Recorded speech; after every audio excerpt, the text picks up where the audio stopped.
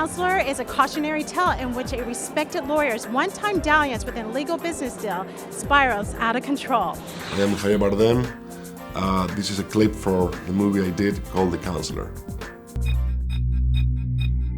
Counselor, I always thought a law degree was a license to steal, but you for one hadn't really capitalized on it. I don't intend to take this up as a trade. A one-time deal, right?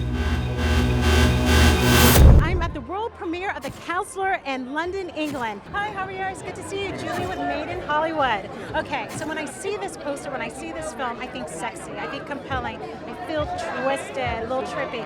What are your words for this film? Well, I will leave that to you. You did pretty good yourself. Yeah, so what do you... I don't know. My English doesn't get that well, that good in order to explain how many things. I would say it's a very deep, kind of thrilling, dark, and humorous story. I'm going to steal your ones. What did you say? Sexy, compelling, twisted, and what was the last one? Intriguing.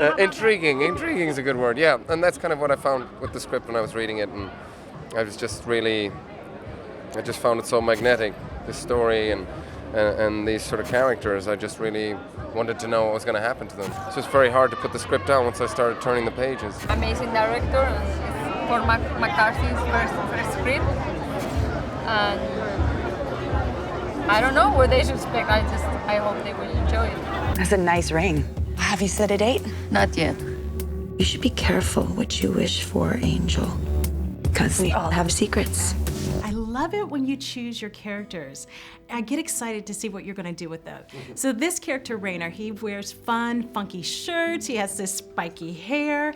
Do you, as an actor, do you have a say in what he wears? Does it help you get into your character? It's not something that I do on purpose, something that comes to me based on the material. And when I read the script, I found that this character has to be bigger than life. He's a pretender. He's always trying to pretend something that he's not. So I talked to Ridley and really thought about it, and we agreed on going in that direction. And you never know. Sometimes it works, sometimes it doesn't. But the fun of doing it is the goal. I have something to discuss with you, and I'm a bit scared.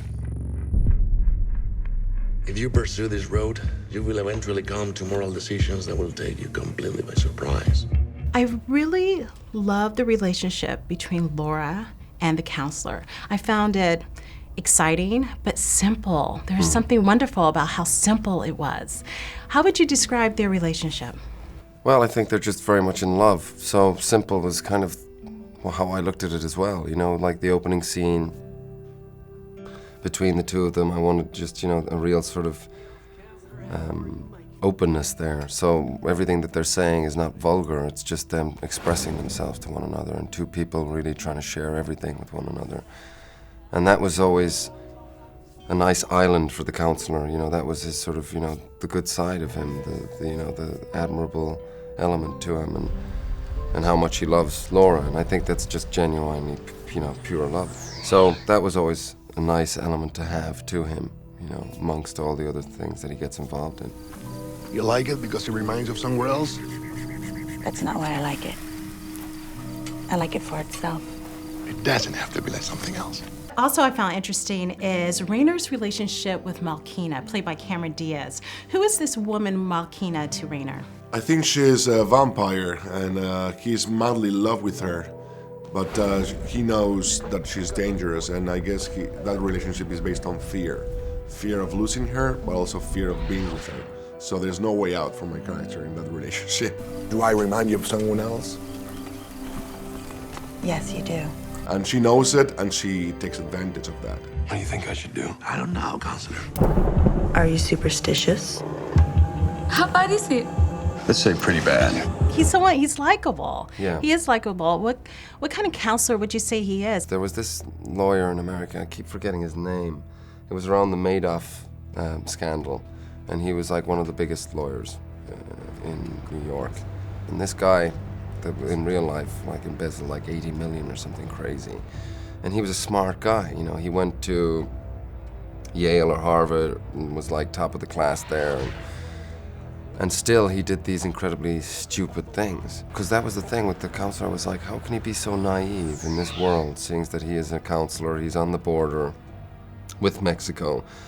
So I thought it was down to arrogance and thinking that, you know, he was smarter than he actually is. What do you do with the money? Mine goes offshore. We can talk about it if you like, but you can't use my people. All right. Wes Ray is played by Brad Pitt. How does he play into all of this? Well, there's various people that are connectors to the world that the counselor is trying to sort of get involved in, business-wise. And Brad's character is introduced through Reiner. They are associates. But he would be one element closer to the cartel than Reiner would be. He's really the connection. And then multiply it by 10. It's very challenging, this movie, in many ways, and I think really Scott did something very unusual, because the movie really moves along, and it has its own pace, but it's, at the end, people talking. And I think it's very powerful in these days to sit down and watch people talking.